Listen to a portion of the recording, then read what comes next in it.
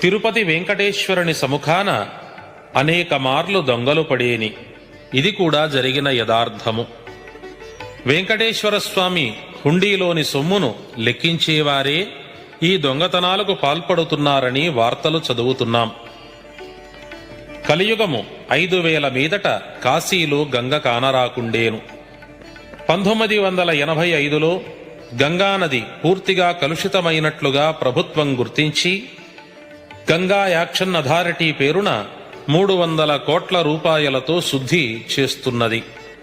మంది మహర్బలంగల రాజులు రాచరికాలు నశించేను. తిరుపతికి తూర్పున ధూమకేతువను నక్షత్రం పుట్టేను. రానున్న ప్రళయాలకు ఇది గుర్తయ్యేను.